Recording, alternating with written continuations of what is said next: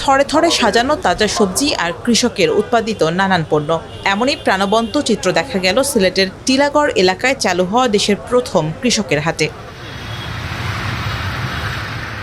মাঠের ফসল এখন আর মধ্যস্বত্বভোগীর হাতে নয়, সরাসরি কৃষকই বসেছেন হাটে।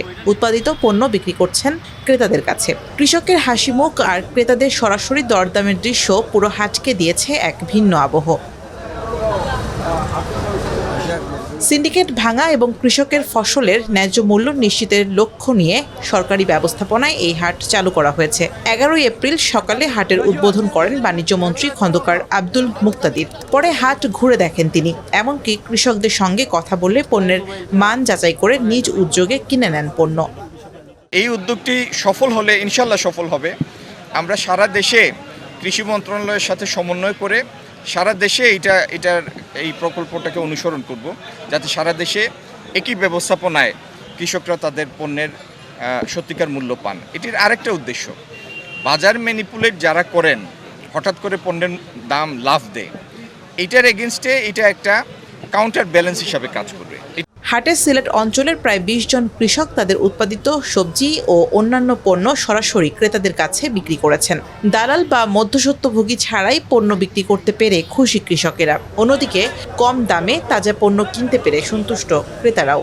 একবার টাটকা জিনিসটা তার নিজের বাড়ির বিছরা থেকে আনছেন। বাজার বাইরে থেকে অনেক দাম কম,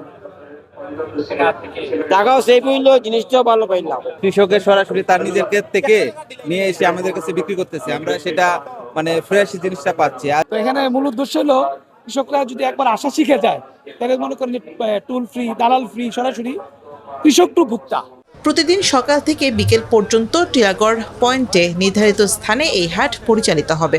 কৃষকরা যাতে ন্যায্য মূল্য পান সেজন্যই মূলত এই ব্যবস্থা, এবং একই সাথে যারা আমাদের ক্রেতা আছে, কনজিউমার, তার জন্য কম মূল্যে এবং ফ্রেশ ভালো পণ্য পান সেজন্যই কিন্তু এই ব্যবস্থা, যাতে কোনো মধ্যস্বত্বভোগী না থাকে, কৃষকরা সঠিক মূল্যটা পায় এবং ক্রেতারা যাতে কম মূল্যে কিনতে পারে, বলতো সেই জন্যই আমাদের এই উদ্যোগ।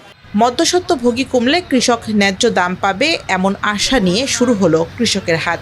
এখন দেখার বিষয় এই উদ্যোগ কতটা টেকসই পরিবর্তন আনতে পারে বাজার ব্যবস্থায়।